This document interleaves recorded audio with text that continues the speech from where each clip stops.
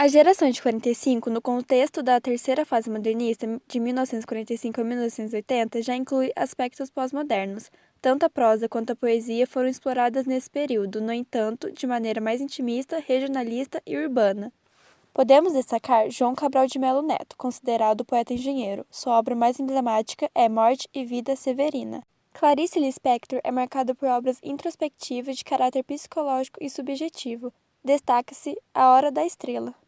João Guimarães Rosa, com sua prosa regionalista, destaca-se O Grande Sertão Veredas. Elígia Fagundes apresenta um universo marcadamente feminino, como se lê em As Meninas. A década de 50 se inicia com Juscelino Kubitschek sendo eleito presidente do Brasil em 1956 até 1961. Juscelino ficou conhecido pelo seu plano de metas, que consistia em um projeto de desenvolvimento nacional com 31 metas. O slogan adotado para o plano de metas foi 50 anos de progresso em 5 anos de realizações. Uma de suas grandes conquistas foi a construção de Brasília em 1960.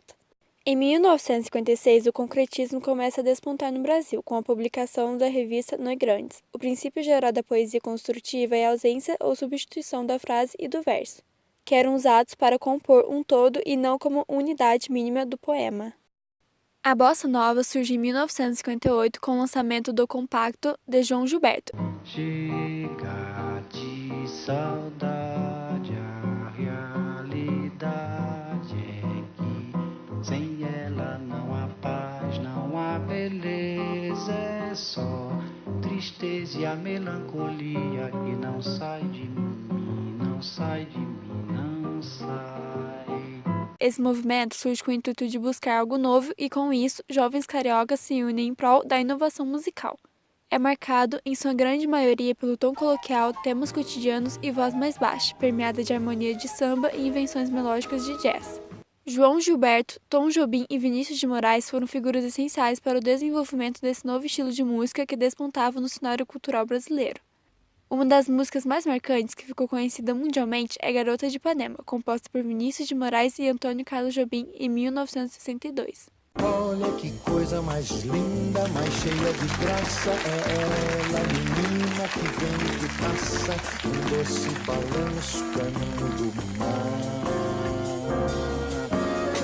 Moça do Porto Dourado, do sol de Ipanema, o céu balançado é mais que um poema, a coisa mais linda que eu já vi passar. Na década de 60, a contracultura representou um movimento de rebeldia e insatisfação que rompeu com diversos padrões ao contestar de forma radical comportamentos da cultura dominante. Possuía um teor social, artístico, filosófico e cultural. Em 1962 surge a poesia praxis, que foi um movimento que surgiu para contrapor o concretismo. Esta modalidade se caracteriza como algo que permite a interferência do leitor com abertura para múltiplas interpretações. Ela revaloriza o ritmo, a palavra e o verso. Em 1964, ocorreu o golpe militar no Brasil, redesenhando o panorama político, social, econômico e cultural brasileiro pelas 2 décadas seguintes. Executado no dia 31 de março daquele ano, o golpe levou à deposição de João Goulart e fez instalar-se no Brasil uma ditadura militar que durou até o ano de 1985. Nesse cenário de imensa agitação e radicalização política, o golpe contra João Goulart veio de segmentos mais conservadores. A intervenção dos militares contou com apoio civil, inclusive do Congresso Nacional, que oficializou um golpe contra o presidente constitucionalmente eleito.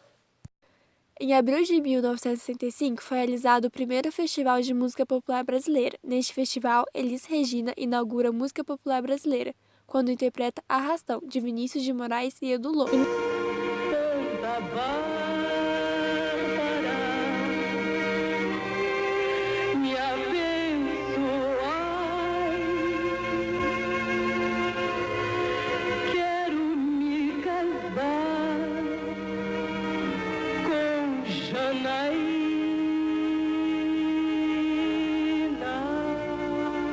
Em 1967, foi realizado o terceiro Festival de Música Popular Brasileira, a versão mais famosa de todos, que revelou vários compositores que acabaram escrevendo um pouco da história da música brasileira, como Chico Buarque, Caetano Veloso, Gilberto Gil e Elis Regina. Os festivais musicais contribuíram para a consolidação do MPB. Foram momentos importantes para a expressão cultural brasileira e também para protestos contra o regime militar.